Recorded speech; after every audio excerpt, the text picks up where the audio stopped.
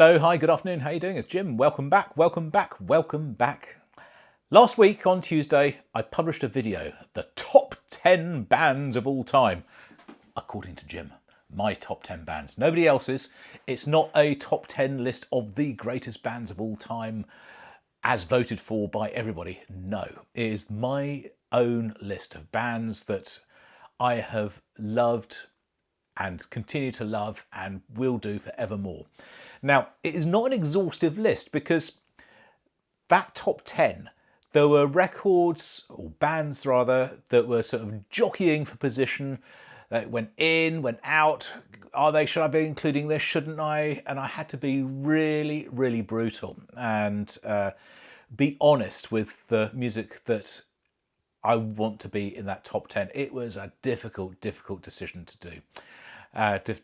Decision to make even, not to do. And I thought I need to follow this up with my number 11 spot. My number 11 spot is filled with quite a lot of bands because there were so many that really could, on another day, have been in that top 10. So I thought I'm going to let them have their moment in the light. I'm going to sort of let them all have their little moment, and I'm going to quickly run through these other bands. I think there's more than 10 here actually. I've got a list here. 1, 2, 3, 4, 5, 6, 7, 8, 9, 10, 12. 12. So, the first band I'm going to have on my nearly top 10 is Dream Theater. Everybody said, I can't believe you not got Dream Theater in there. Well, you know what? I don't. I prefer Haken. Now, don't shoot me. Don't call me a heathen or shout me down. It's just where I come from. It's to my ears, I find Haken far more palatable and enjoyable. Now, I did say at the time, I don't dislike Dream Theater. Far from it. They are so close to being in the top 10 that they might as well be, you know. I love the band. I really do. But they can't be in my top 10. The record that I've chosen to represent them at this time is Octavarium. This is my favourite Dream Theater record at the minute. I love it, absolutely love it, from start to finish. I really, really do. But yeah, so Dream Theater at number 11. Also coming in at number 11 is the Devon Townsen project. So I'm representing the Devon Townsen project with this record called Deconstruction. This is the record that came out at the same time, on the same day as Ghost.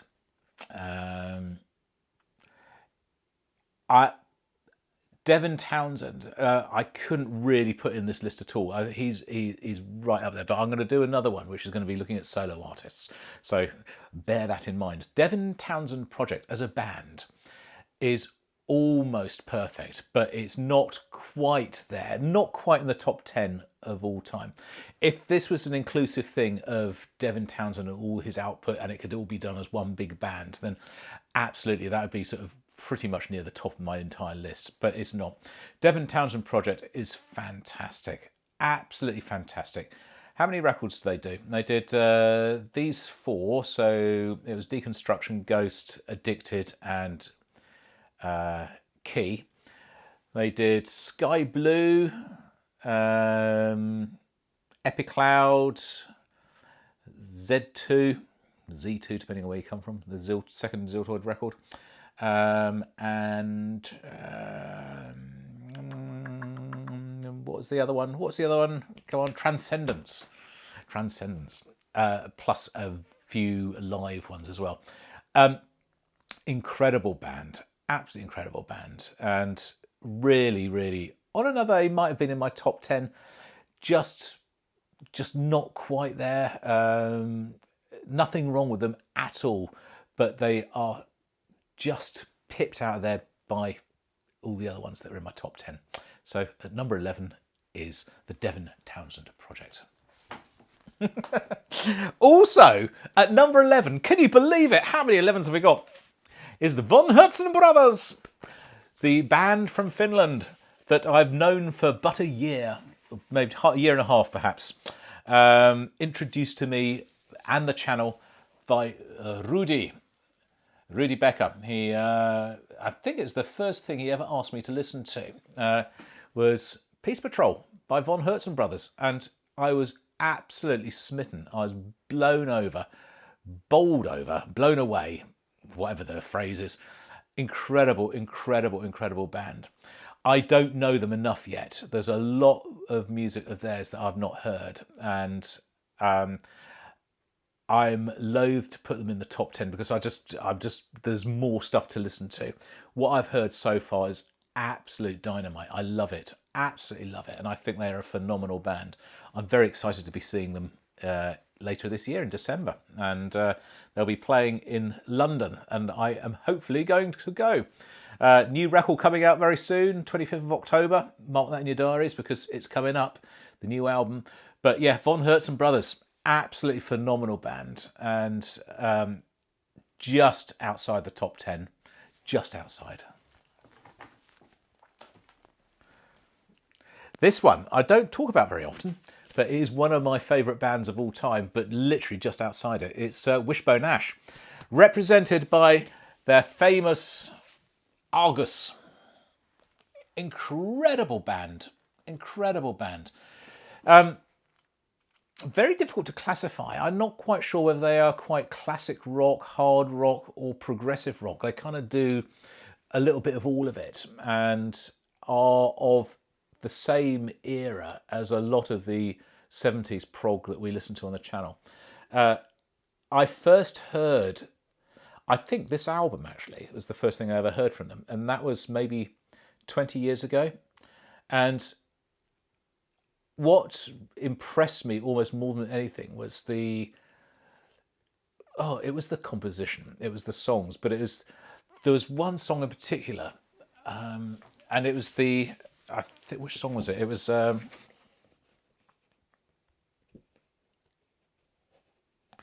think it was Sometime World, which had this just most incredible bass part that came in, that you just weren't expecting. It's just absolutely amazing band. I have seen them live. Not back in the heyday. This is actually a few years ago, and I think the only member of the band that's still touring is I think it's Andy Powell. Yes, Wishbone Ash. What a band! This is a bit of a change. This is the Orb. Adventures Beyond the Ultraworld is the album I'm going to use to represent them.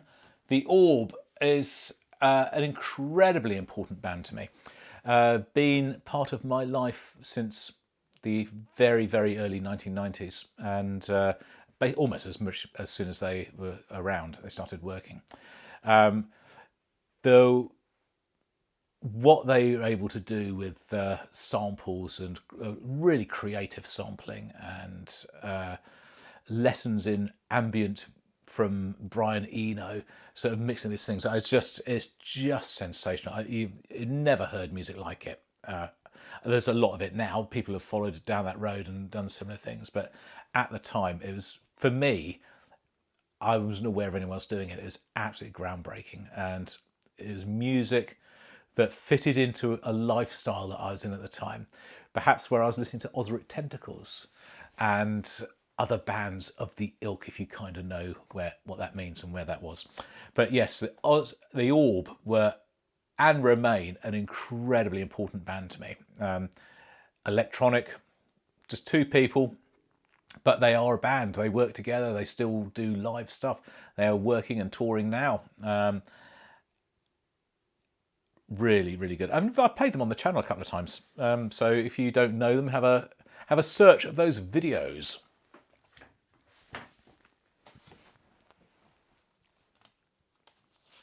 This is going back to the 80s. The album I'm using here is called Infected. I knew this record very, very well from when I was first introduced to it, which must have been about 1986 86, I think, 86, 87, something like that. It was when I was in sixth form at school. There was other people were playing this, and I was introduced to it, and I thought, "Ooh, this is very, very dark, very 1980s sounding in places. A lot of drum machine, lot of processed synth sounds, and the way some of the sounds are recorded, it does date it a little bit to the 80s, but it's politically biting. It's the social commentary on it is just fantastic. It is just the most amazing album, and absolutely an amazing band.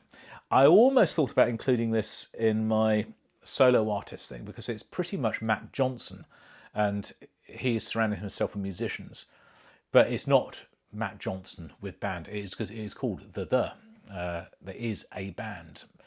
Most of the band members are fluid, with the only one there being Matt Johnson. But yeah, Sensational Band. The follow-up album to this was called Mind Bomb, which I have actually played a little bit of on the channel as well. Go back and have a look at that. Incredible, incredible, incredible. Just brilliant music. But again, just outside my top 10. This is one people thought I couldn't believe it was outside my top 10. It's OPTH. Well, it is. I like OPTH very, very much. I really do. On another day, they might have been in my top 10, but not this day. So I've got Blackwater Park here.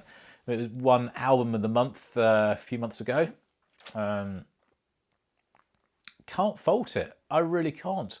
But there's only 10 spaces. There's only 10 spaces for the favourite bands of mine of all time. And there are others that I prefer. So for that reason, it's just not quite there. It's in place number 11, along with all of these others. So as you say, it really is jockeying for position at number 11. But there is nothing wrong with OPTH. And as I say, on another day, if I was in a slightly different mood, it might have been in there at number 8 or number 9.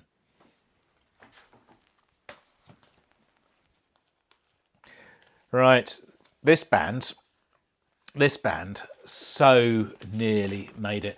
This was in the list at one stage, and I took them out. It's Rush. I'm going to use 2112 here. The reason I've had to take this out is that I'm being unfair to class them as one of the greatest bands, or my favourite bands of all time, because I've not heard enough. I think I've heard 5 or 6 albums out of a lot. And to say that some other artists that I know all their stuff off and I love are knocked out of position because of that, I didn't think it was quite fair. So 2112, the album, the artist is Rush, the band is Rush. They are so nearly in that top 10. We know the band. Of course we do. I mean, it's amazing, amazing, amazing music. But it's music that little bits of it I've known since I was 14 or 15 years old, as demonstrated on my mixtape the other day, Spirit of Radio. So I've known some songs of Rush for a long time, but I've never really heard the albums until the last year, 18 months. I started working through them on the channel. I have in my collection, I had a Rush CD, but it was I think it was called a Greatest Hits or Rush. I can't remember what it was called, but it was a collection of songs. So it was pretty much all the singles and the famous tracks. So a lot of the famous tracks I know because obviously they've been on that Greatest Hits album, but the albums themselves I don't. Anyway, at number 11 is Rush. Coming in at number 11, you see where this is going, is Radiohead. I'm going to use OK Computer here as my illustration, my illustrative record album. I was going to do the Benz, but the Benz is framed and up on the wall at the minute, so I couldn't be bothered to get it down. So that's sat up there. So I have to use OK Computer. A fitting record, I think you'd agree. Radiohead, I came quite late to this band. I think I first really started to listen to them at about the time of In Rainbows. So I missed a lot of that early stuff when it first happened. But when I first heard In Rainbows, I was absolutely blown away by him. I knew Creep from forever, but I didn't know the rest of the stuff. And I actually went back and said, I've got to listen to this band. I've got to go and find out this stuff. And oh boy, had I been missing out. I am so enthralled with what they do as a band, how they've evolved and grown, starting off from Pablo Honey, that first album. A little bit, not too shonky, but sort of nothing spectacular, standoutish. Nothing in there to predict what was going to happen.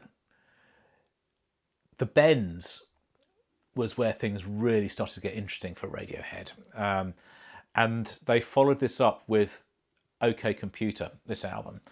And it just reinvented for the mainstream what a rock album could be and what a rock band could do. And of course, beyond that, they then went on to do Kid A.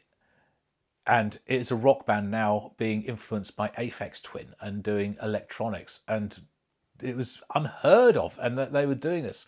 Amnesiac, Hail to the Thief. And then obviously we get to In Rainbows, Moonshaped Pool, all the... just such an incredible band. Almost in my top 10. Just, I don't know. I love them. I absolutely love them, but they are not quite there. They're at number 11. So, you know, just outside.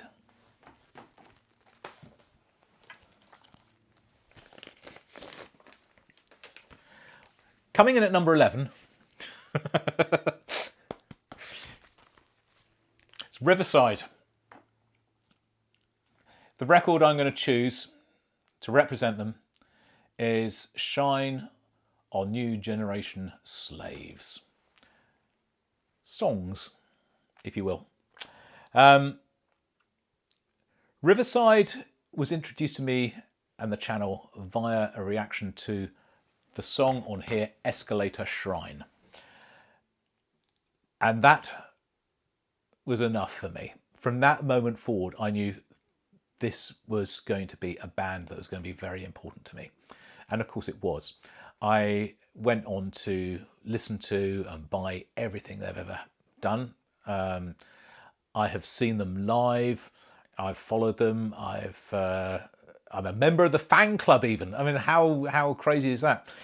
So Riverside are enormously important to me. And really on another day, again, they could have been in the top 10. If I sort of think about a top 10 of a particular year or a month, they'd absolutely be in there. But of my lifetime, I don't know, they're nipping at the heels, trying to get in there, and they might still do. They might still get there.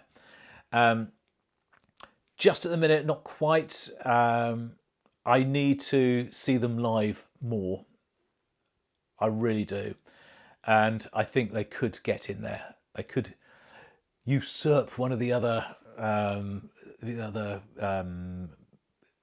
what have we got in there towards the bottom of the... What else was on my list from the top 10 hour bands?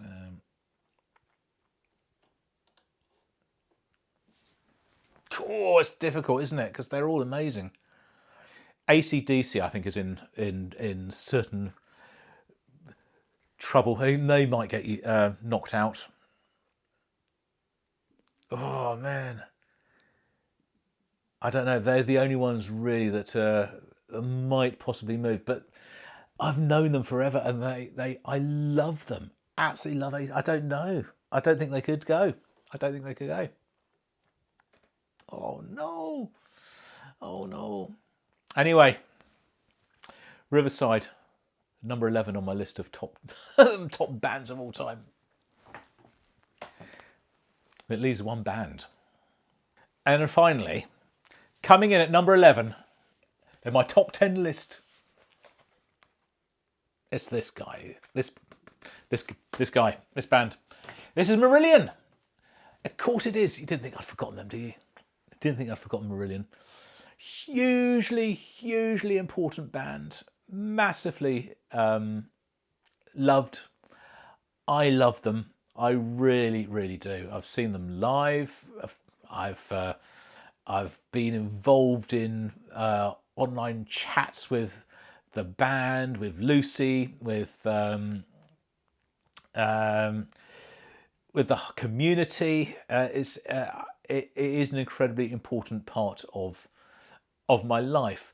It's just not quite top 10. The problem is I've got, as I said for all of these bands, the top 10 is incredibly tough to crack. There are 3 bands that have managed to slip inside in the last 6.5, 7 years, which are new to me since having the channel. Haken, Tool and Yes. Millian is absolutely nipping at the ankles, trying to sort of get in there. And I think maybe one day they will. I haven't quite heard enough of their music yet. I've heard a lot of it. I've worked through a lot of it. I've still got more to listen to. I don't like every single thing they've done, and that's kind of a little bit of a problem as well. So far I've liked the majority of it, but there's some bits in there which I kind of don't know. And if there's a couple of little chinks in the armour, that's probably enough to sort of drop it down a space or two. On a good day, they are pretty much unbeatable, but they don't all have good days, and it's that's the truth of it. So, Millian, they come in at number 11. So that is a bit of a cop-out, I'm afraid, but it is the truth that there's a lot of bands that should be in the top 10. They're very close to being in the top 10, but I just didn't have the space or the discipline of my mind to try and sort of filter through what should and shouldn't be there. And I had to go with my heart in the end, with the bands that I love and I know I love and I listen to over and over and over again, and bands that have made a difference. If we're talking about albums or songs, there's a different list again, but there we go. That is my just outside the top 10, my number 11 in my top 10 list. I hope you've enjoyed that. I'll see you on the next video, whenever and whatever that is. And until then, this is Jim, over and out.